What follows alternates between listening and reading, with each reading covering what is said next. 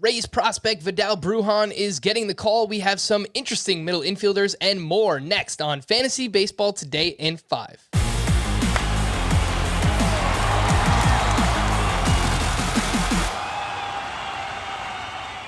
Welcome into FBT in 5. As always, make sure to follow and stream us on Spotify. Today is Wednesday, July 7th. I am Frank Stanfield, joined by Scott White, and Vidal Brujan is the Rays' second top prospect in their organization, behind only Wander Franco. He's getting the call as Manuel Margot is heading to the IL. Vidal Brujan is 41% rostered. Scott, where, if anywhere, should he be added? Well, certainly in all 5x5 leagues, because 80 grade speed, which, 20-80 scale, 80 is as good as it gets. You don't see many 80s handed out for anything. He should provide a lot of stolen bases in theory. What else he'll do, it's hard to say. He was never profiled as much of a power hitter, but then he hit 7 home runs the first month of the minor league season. That was May. So we thought, okay, so he's breaking through as a power hitter after all, but only 2 since then. And in fact, since the start of June, he has hit just 210 in the minors. Vidal Brujan has. So, not entering the majors on a high note necessarily, but good plate discipline, doesn't strike out much, walks a lot. And as I mentioned, good speed. It's certainly possible that he hits the ground running, sticks around beyond just Manuel Margot's injury absence, and becomes an asset in all formats. But for now, I'm most motivated to pick him up in 5x5 leagues.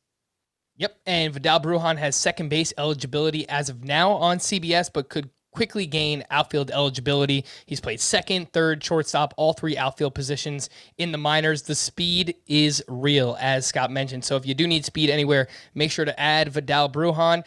Scott, how would you rank these middle infielders outside of Vidal Brujan? David Fletcher had 4 hits on Tuesday, including 2 doubles. Brendan Rodgers had 2 doubles himself for the Colorado Rockies. His last 15 games, he's batting .315. And Jed Lowrie went 2 for 4 with a double and an RBI. He's heating back up. Fletcher, Rodgers, and Lowrie. How would you rank those 3? Along with Brujan, right? Sure, we'll throw Brujan in that mix. Well, it's a close call between Brujan and Rodgers, because I'm really high on Rodgers. He's kind of my breakout pick for the second half.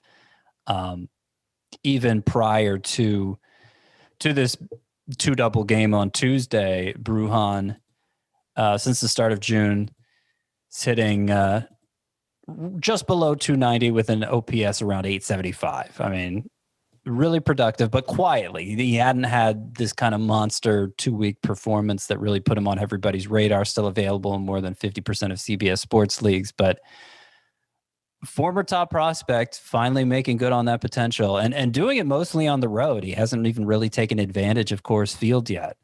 So look out for Brendan Rodgers, because I think he could surge here very soon. I'll put him just behind Brujan, and then I'll have Fletcher third, because he's mostly just batting average, a reliable source of it. Glad to see he's come around after a slow start, but there's not much else going on there. Jed Lowrie's a distant 4th. So, from some current top prospects to a former top prospect. Is there anything to see here with Orlando Arcia, who's now on the Atlanta Braves?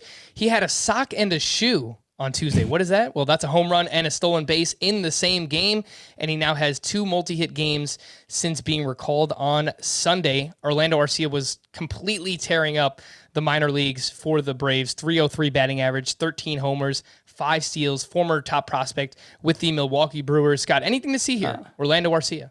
Yeah, don't feel bad if you've never heard of a sock and a shoe before, because we made that up. That's kind of our fun little term we came up with for it.